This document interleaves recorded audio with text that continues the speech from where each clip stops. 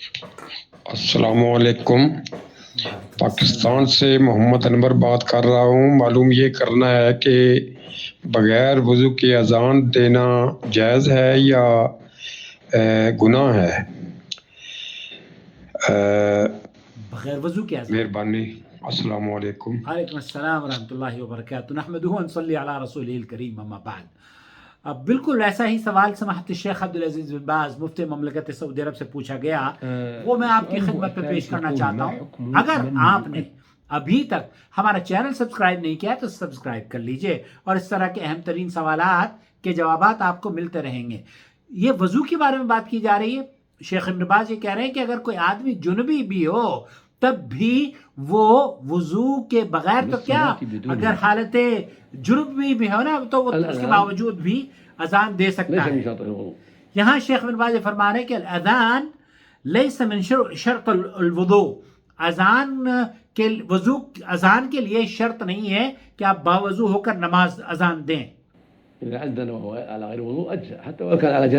حتی ولو آپ جنبی بھی ہیں، اگر آپ کے اوپر غسل واجب ہو تو اس کے باوجود بھی آپ اذان دے سکتے ہیں۔ تو وضو اگر نہیں بھی ہے تب بھی یہ جائز ہے کہ آپ وضو لیس بقرآن، یہ قرآن کریم نہیں ہے، یہ تو ذکر ہے، اور لوگوں کو اذان کی اذان سنا کر لوگوں کو نماز کے لیے بلانا ہے، اور یہ ذکر ہے، اور ذکر اللہ کے رسول صلی اللہ علیہ وسلم کیا کیا کرتے تھے سنیں۔ النبی علیہ السلام کہا یذکر اللہ علی کل احیان، کہا آپ علیہ الصلوۃ والسلام ہمیشہ ہر حالت میں اللہ کا ذکر کیا کرتے تھے۔ مسلم یذکر اللہ دائما حتی ولو کان علی جنابہ، وحتی ولو کان جنابہ، آپ جنبی بھی ہوں تب بھی اللہ کے رسول آپ ذکر و اذکار میں اپنے آپ کو مصروف رکھ سکتے ہیں، کیونکہ اللہ کے رسول صلی اللہ علیہ وسلم ہمیشہ ہر حال میں ذکر و اذکار کیا کرتے تھے۔ تذکر اللہ والمساء تذکر اللہ والاذان من ذکر اللہ،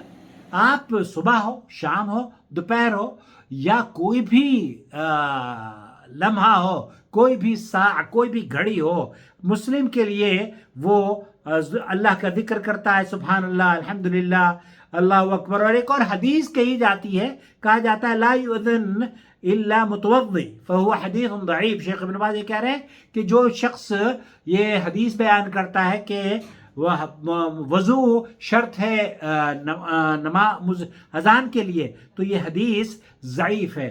فالسنة والافضل ان يكون حين الاذان على طہارہ کاملہ من حدثین، تو اگر پاک اور صاف اور وضو سے ہے تو یہ اس کے لیے افضل ہے، لیکن اگر پاک اور صاف اور طاہر ایون جنبی بھی ہے تب بھی وہ اذان دے سکتا ہے، اور اس میں کوئی گناہ نہیں ہے۔ بہت شکریہ آپ کے اس قیمتی سوال کرنے کا۔ اب اگلی ویڈیو میں آپ کو بتاؤں گا کہ اگر کوئی وضو سردی کے دنوں میں وضو نہیں کر سکتا اور بیماری ہے تو پھر اس کا کیا کرنا چاہیے، اور بیماری کی کیفیت میں اگر نزلہ زکام ہو رہا ہے تو آپ کو اس بات کی بھی چھوٹ ہے کہ آپ اپنے گھر پہ فرائض ادا کر سکتے ہیں۔ اگلی ویڈیو میں